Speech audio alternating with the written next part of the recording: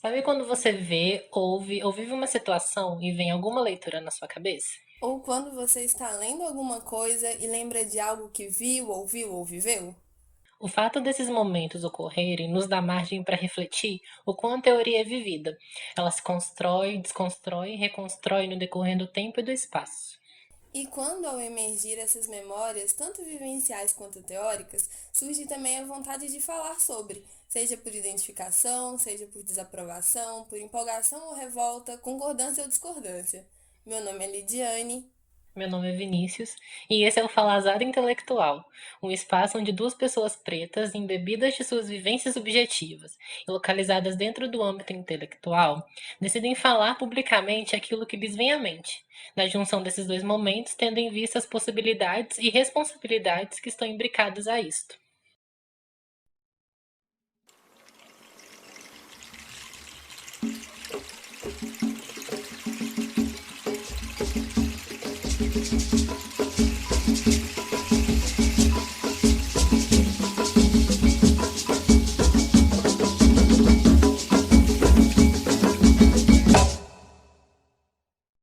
Olá, sejam muito bem-vindos ao episódio piloto do Falazada. E nesse a gente vai falar sobre a proposta desse projeto, as inquietações que nos moveram, os incômodos, os desejos e o surgimento também.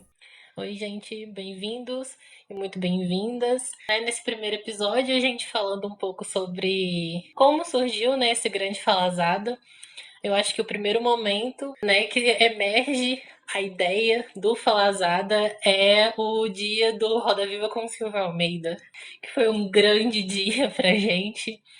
Foi uma aula de verdade que deixou não só nós dois, mas todo mundo inquieto, com vontade de falar sobre, assistir de novo aquele Roda Viva, porque o Silvio Almeida conseguiu ser muito potente, muito brilhante naquele espaço, como sempre.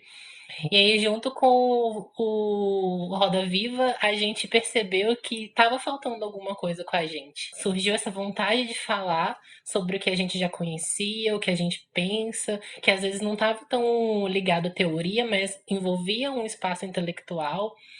E aí a Lid veio falar comigo sobre o que eu achava do nome Falazada Intelectual, se era um bom nome para podcast. E aí eu concordei. E aí a Lid virou pra mim e falou: Você me concede essa honra? E eu virei com toda certeza, porque sim. E foi assim que surgiu a ideia principal, né, de ser um podcast, o Falazada Intelectual, assim, que seria esse espaço para a gente falar desses nossos incômodos, esses desejos, né, pensando as nossas vidas enquanto pessoas pretas, mas também falando sobre aquilo que a gente vive no agora e o que que a gente quer viver no futuro também, olhando para o nosso passado, olhando para o que a gente está aprendendo, para o que a gente ainda não aprendeu, para o que a gente precisa aprender e a gente ainda está caminhando, né? São várias essas Sim, questões. sim. E a gente já vinha pensando em fazer algum projeto juntos, já tinha um tempo, né? Ah, vamos escrever um artigo juntos. Ah, vamos fazer alguma coisa. É, Só que de um tempo para cá, o ambiente acadêmico vem causando certos incômodos, né? Tanto em questões de acesso ao conhecimento, quanto em questões das referências que são passadas e principalmente as referências que não nos são passadas. É um trabalho de pesquisa muito intenso, pessoalmente, para se fazer, para encontrar referências com as quais a gente se identifica e que façam sentido para explicar tanto as vivências, né, quanto a teoria e a produção do conhecimento de uma maneira que não seja hegemônica e totalmente eurocêntrica. E quando a gente começa, né, fazer essas pesquisas e vemos referências parecidas com a gente falando sobre, as coisas fazem mais sentido. E a gente consegue perceber o movimento de falar e fazer as próprias narrativas, né? E então o Falazada é muito esse espaço onde a gente fala por nós mesmos, das nossas vidas, das nossas referências, das nossas definições e redefinições, tendo, né, toda uma vivência e também todo um tempo dentro do espaço acadêmico. Sim, é exatamente isso, assim. através do Falazada, né? Esse espaço a gente percebe como ele é potente pra gente, porque a gente pode se definir aqui, falar sobre a gente, mas falar sobre os nossos também, a partir de referências que elas estão dentro da academia ou não.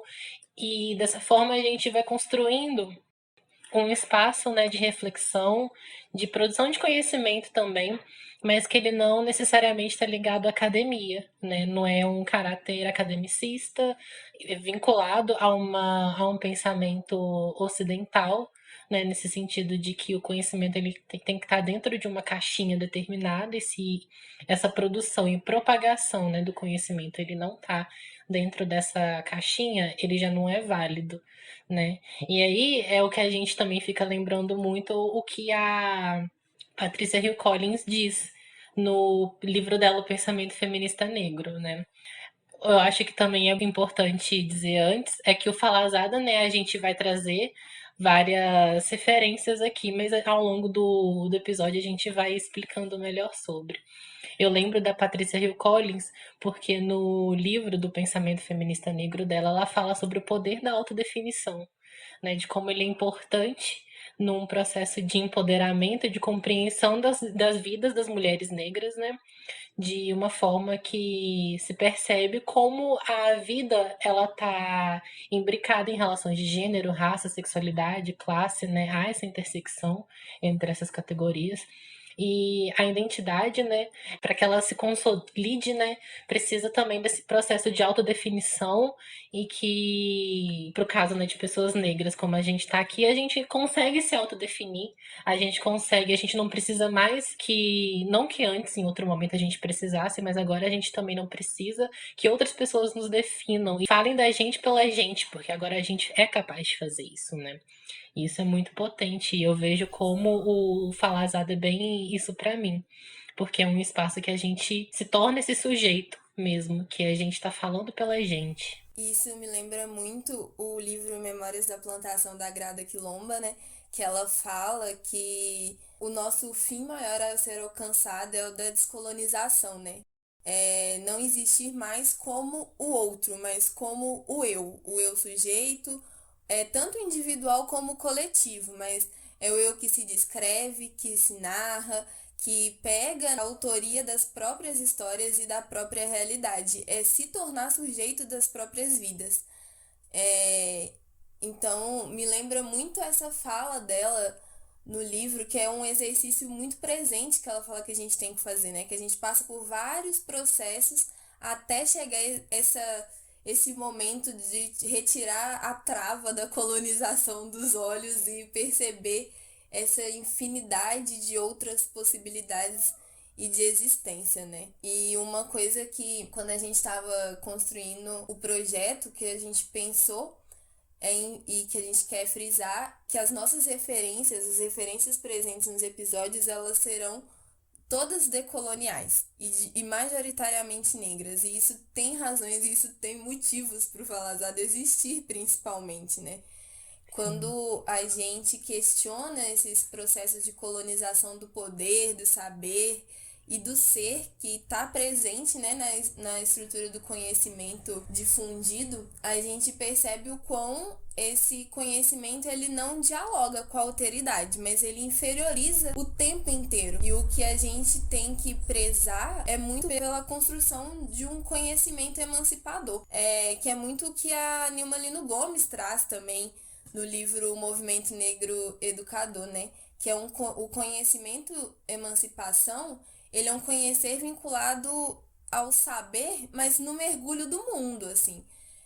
Que o conhecimento científico, ele é um tipo, mas é importante lembrar que ele é contextualizado, ele é localizado historicamente, ele é produzido por determinados grupos de pessoas, então é meio que fazer o exercício dessa inversão, né?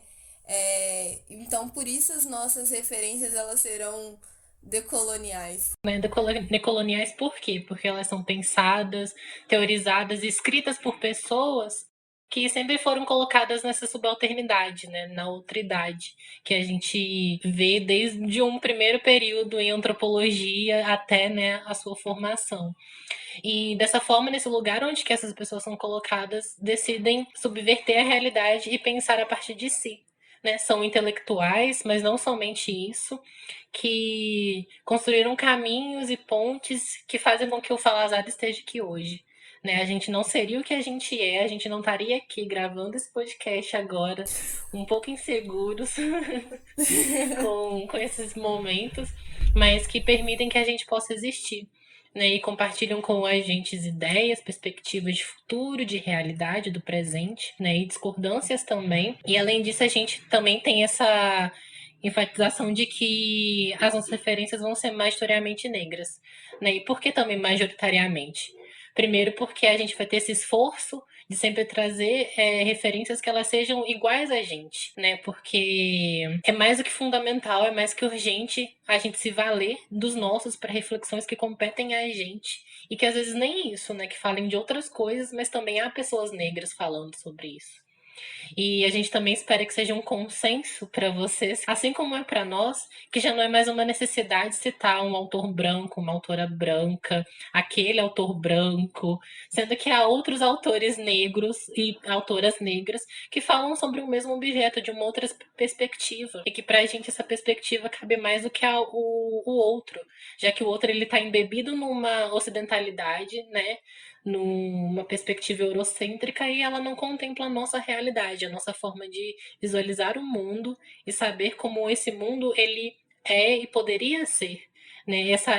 Perceber e se esforçar para que se construa saberes do sul pelo sul e não saberes do sul pelo norte. O sul ele tá pensando, o sul global, né? O sul e norte que a gente está falando aqui são os globais. O sul global ele está pensando ele mesmo a partir das suas próprias categorias, das suas próprias compreensões, dos seus próprios problemas também, né? E tratar esse pensamento, esses saberes dessa maneira emancipatória que a Nilma Lino Gomes diz, porque é necessário esse conhecimento emancipatório num sentido de que ele, por ser decolonial, ele se desvincula desse projeto europeu que já perdura bons séculos aí e tem o objetivo de olhar para a diferença, né, para a pluralidade de existências, não com o objetivo de exterminar essas diferenças, mas que possamos viver com elas de uma maneira agradável, onde todo mundo tem uma vida vivível, né, ter um bem-estar de vida. Sim, e essa viver uma vida vivível, né, é uma coisa que eu fico pensando muito, assim, quando eu leio essas autoras, principalmente porque elas falam muito também, né, sobre as estratégias de conhecimento desenvolvidas no decorrer do tempo, como que diferentes tipos de relações sociais dão origem a diferentes tipos de epistemologias e que a gente é educado dentro de uma determinada estrutura de conhecimento e que a gente não deve esquecer o passado, nem o que fizeram, mas também é entender que tem uma outra história e essa outra história nos ensina a viver no presente, nos ensina a subverter toda uma lógica hegemônica de traçar os próprios caminhos, de contar as próprias coisas. E é muito engraçado que quando você começa a entrar em contato com essas literaturas, sejam elas acadêmicas, sejam ou não, né? Assim, existem outros, como a gente vai falar um pouco daqui a pouquinho, sobre as outras formas, né, de produção de conhecimento, que quando a gente dá de cara com a colonialidade, quando a gente percebe ela e a gente percebe o quão aquilo não te cabe, aquilo não te serve, é uma crise assim geral, no âmbito pessoal, no âmbito acadêmico, mexe muito com a gente porque parece que tudo que te foi ensinado até o momento simplesmente não faz um sentido. E aí você vê outras pessoas falando sobre aquilo, você fala, é sobre isso que a gente estava falando até agora.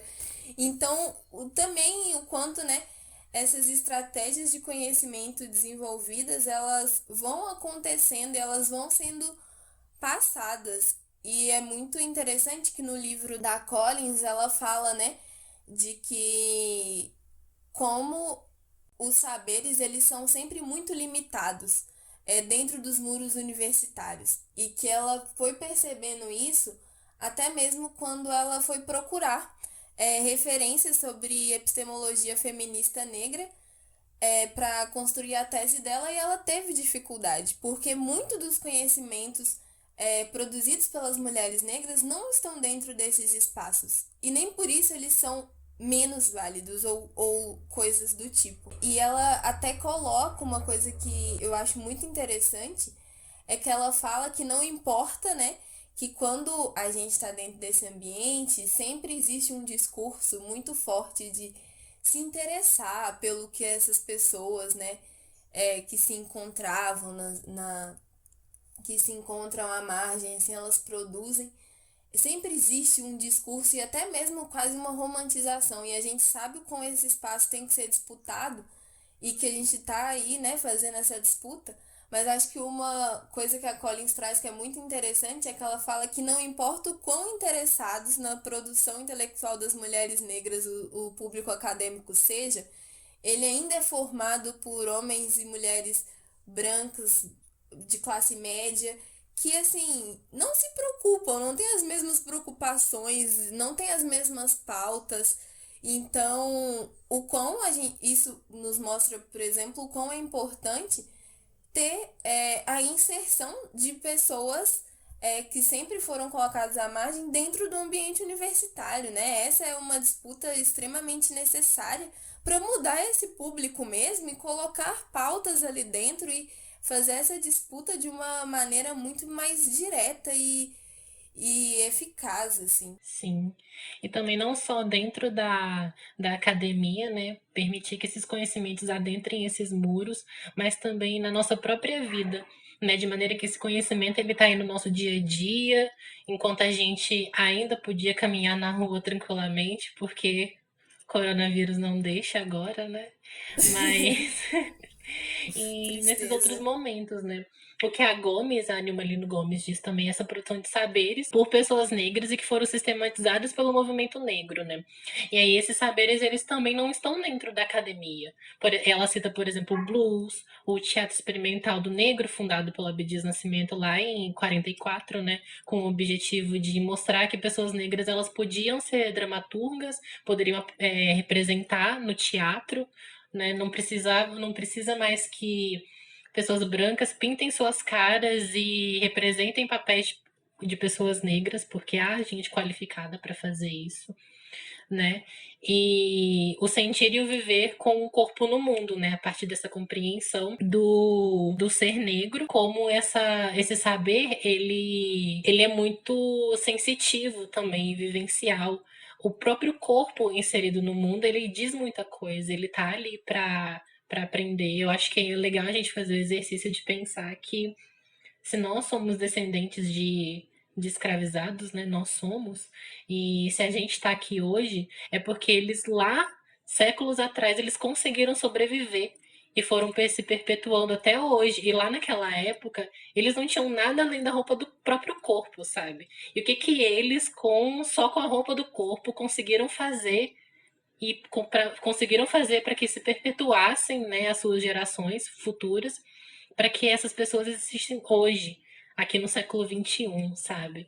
Então, eu acho interessante fazer essa reflexão num sentido também, até olhando para as artes, porque a arte conta uma expressão do corpo negro também, né?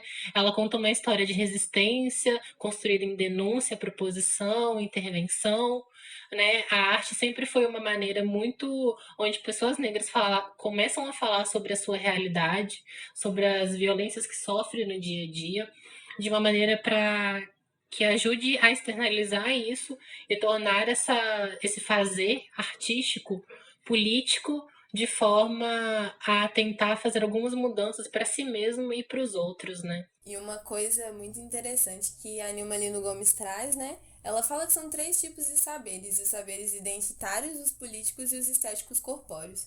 E uma coisa muito legal que ela fala é que os saberes estéticos corpóreos, eles são principalmente heranças de mulheres negras. Então, como que, né, elas desenvolveram determinadas determinados saberes corporais e que isso permitiu a nossa sobrevivência, tanto antes quanto agora. E quando a gente fala, né, desses saberes, eles estão ligados à música, eles estão ligados à imagem, eles estão ligados a vestimentas. E eu acho que isso faz a gente entender, por exemplo, do porquê as tranças, né, feitas por mulheres negras são tranças que possuem nelas caráteres e significados, assim. Então, por que que esse tem que ser o cerne para o entendimento da apropriação cultural, por exemplo? Aquelas tranças, elas eram mapas, elas indicavam estado civil, elas faziam, né, elas permitiam formas de trançar que não machucasse tanto o couro cabeludo pela ação do sol.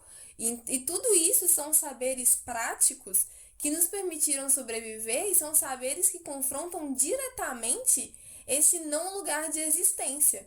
Só que esse não lugar de existência é um não lugar de existência social, mas internamente é um lugar de existência muito forte, muito grande, que são, né, que são discussões necessárias e que esses saberes, por muitas vezes, não foram considerados saberes simplesmente porque não estavam dentro das instituições que nos dizem educacionais, né? E aí a gente pensa que existem os vários saberes, existem os saberes dentro dessas instituições, existem os saberes fora dessas instituições, e que a educação ela é muito mais ampla, né?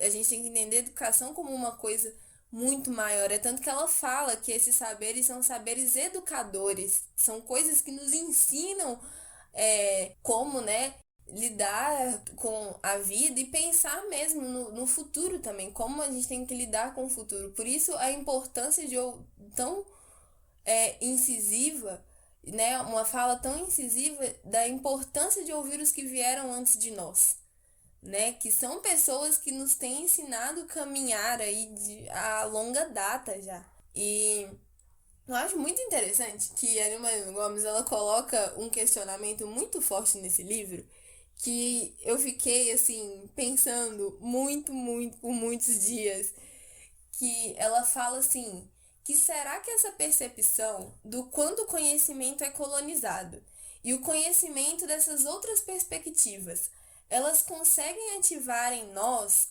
a capacidade de espanto e indignação que sustente uma nova teoria e uma nova prática que seja inconformista, desestabilizadora e rebelde?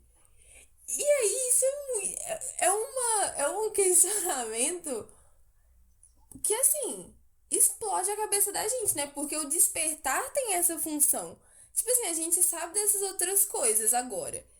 Isso consegue ativar na gente uma indignação suficiente para desestabilizar e romper com os imaginários racistas, classistas, sexistas, que ultrapassam a nossa vivência e que nos movam a fazer novas teorias e ter novas práticas de vida, sabe? Sim, é um questionamento muito potente, deixa a gente muito sem lugar, assim, ao mesmo tempo que faz com que a gente encontre um lugar, né? A gente encontra um lugar nesse não lugar e transforma ele num lugar. Parece confuso, mas não é. Porque essas interrogações, movidas por espanto e indignação, elas possuem essa eficácia de serem potencializadas e também compartilhadas, né? E se transformam em ações na vida real que permitem um mundo mais vivível para todos, né? E essas subjetividades emancipatórias, dinâmicas e rebeldes, e também desestabilizadoras, elas emergem de uma maneira radical porque elas vão contra a toda essa produção de conhecimento que até o momento ela foi hegemônica, e por ela ser hegemônica, ela é ocidental e eurocêntrica, né? Ela é dinâmica e rebelde porque ela opta por não seguir mais um espelho, né, como uma referência que estão localizadas dentro da Europa. E a Europa que eu estou falando aqui não é a Europa o continente em si, né, mas um pensamento europeu, europeizado, né, eurocêntrico. E ela é desestabilizadora porque ela permite que ela mesma produza seu próprio conhecimento, as suas próprias subjetividades e paute para o mundo aquilo que ela mesma é, a partir de seus problemas e dos seus desejos, enfim, a partir da sua própria vida, do seu próprio eu. E isso é desestabilizador porque a Europa ela consegue, né, dominar a produção de conhecimento, mas não só isso, de certo modo que torna tudo que não está dentro do que ela define enquanto saber e conhecimento é ilegítimo. E aí se surge alguém que fala, opa, o que você está dizendo aí que não é legítimo, na verdade ele é.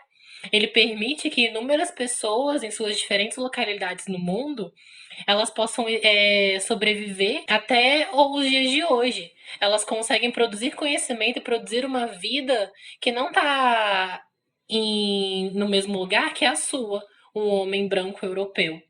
Mas ela ainda assim, ela é válida.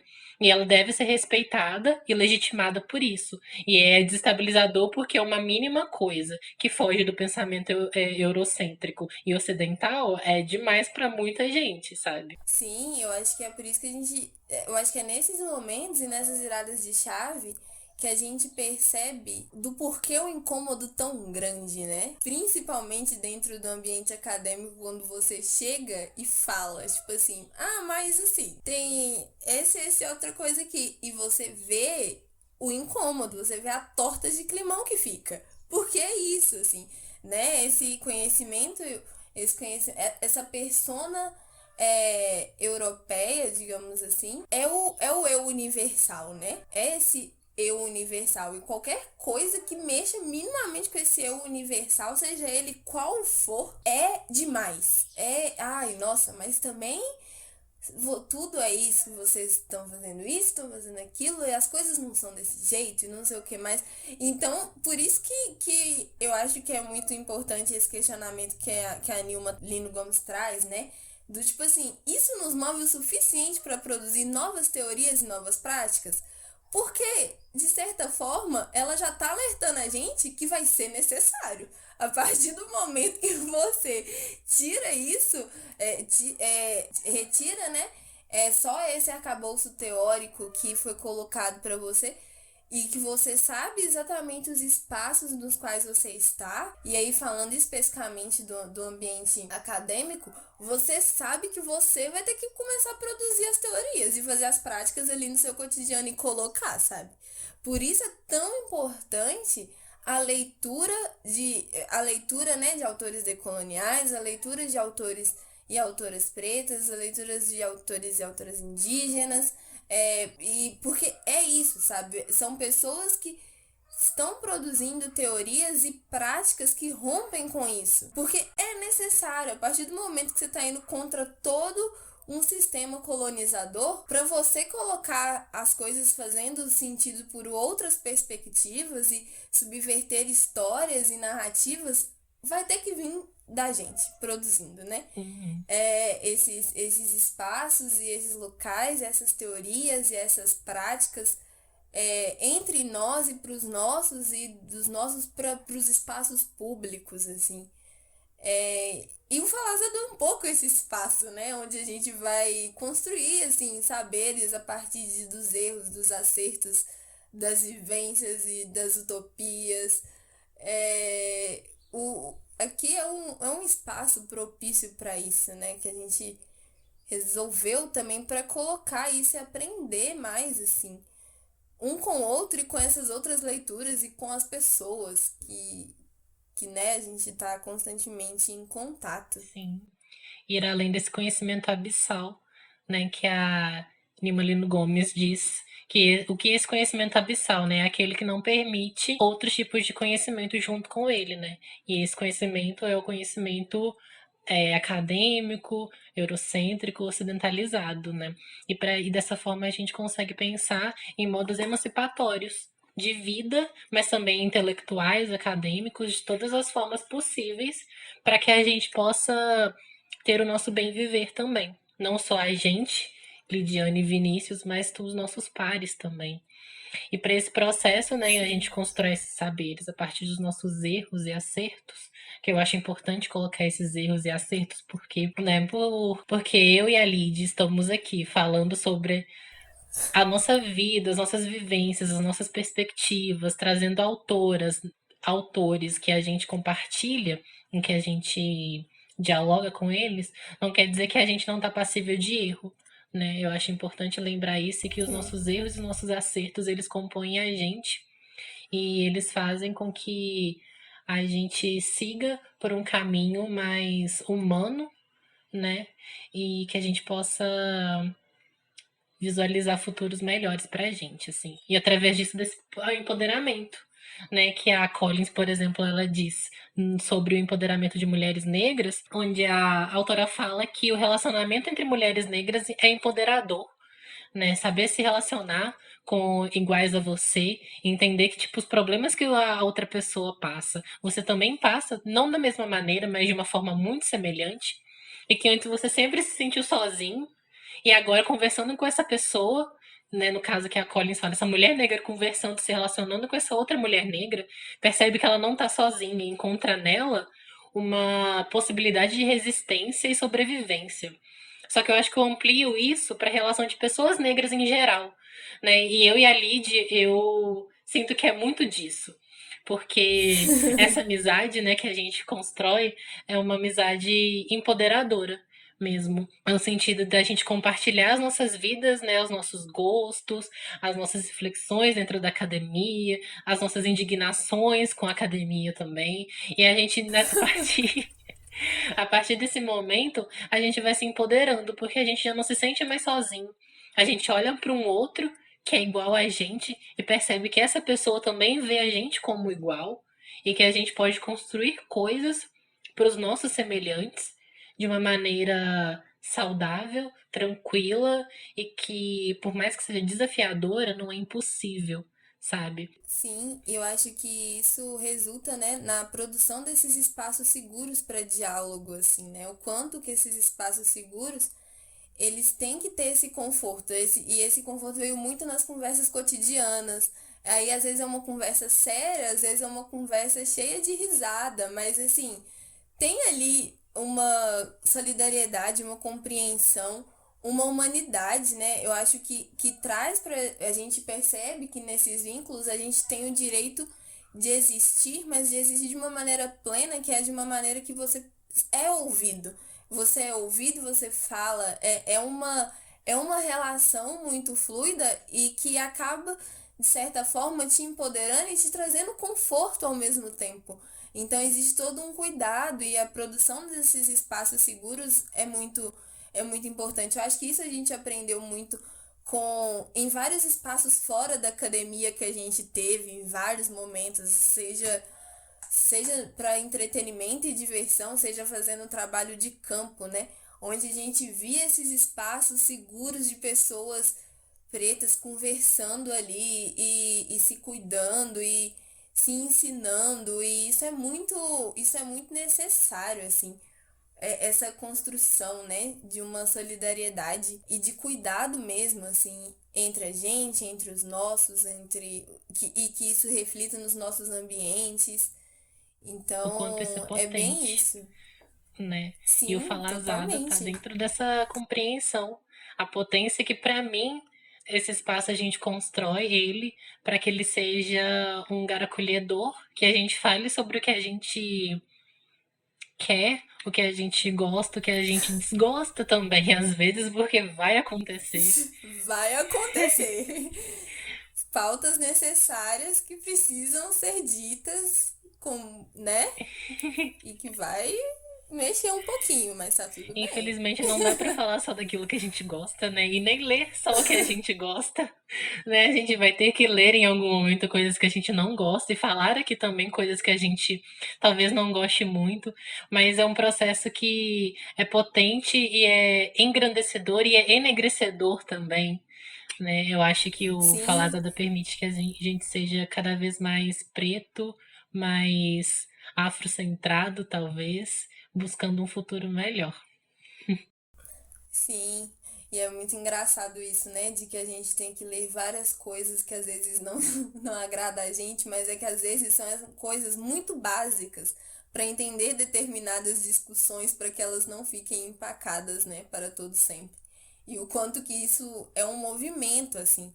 E também entender, né, que a autocrítica tá aí. Então, a gente, os processos de reflexão e de amadurecimento como intelectuais e como pessoas perpassa por esses altos e baixos, assim. E isso é uma coisa muito importante.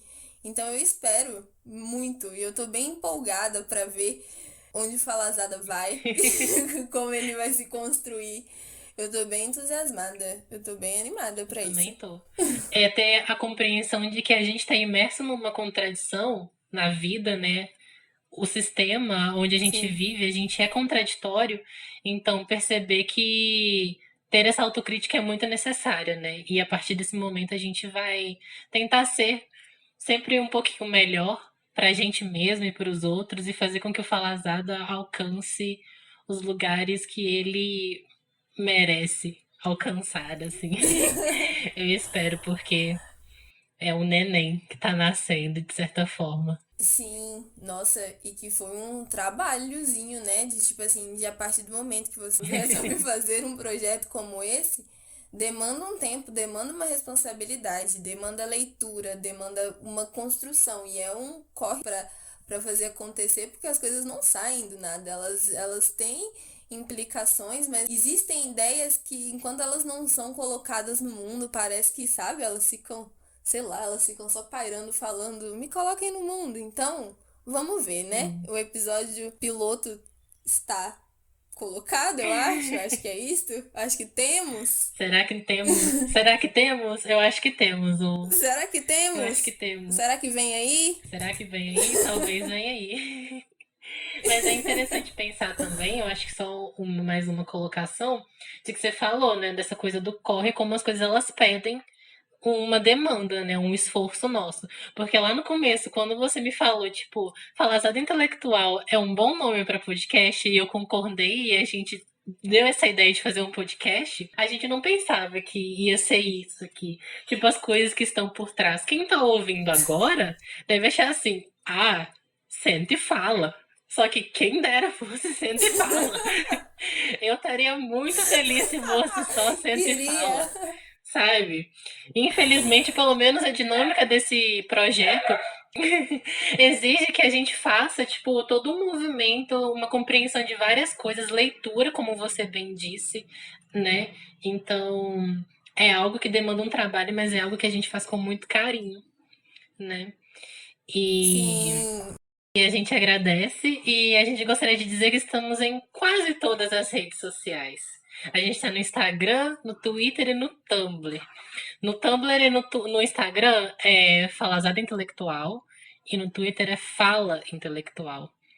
E é bom enfatizar que no Tumblr está disponível a transcrição do episódio, sendo uma alternativa à acessibilidade, porque ser decolonial também, né, é não se esquecer dos outros. Sim, a Collins ensina isso, né? Que o autorrespeito é essencial e respeito pelos outros é a chave. Então, é com base nisso que a gente encerra esse primeiro episódio. Sigam a gente em todas as redes sociais. Estamos em quase todas as plataformas de streaming também. Estamos nos podcasts Apple, Google Podcasts, Deezer, Spotify. E é isto. Muito obrigada. Até muito em breve. Tchau. Tchauzinho, gente. Até mais.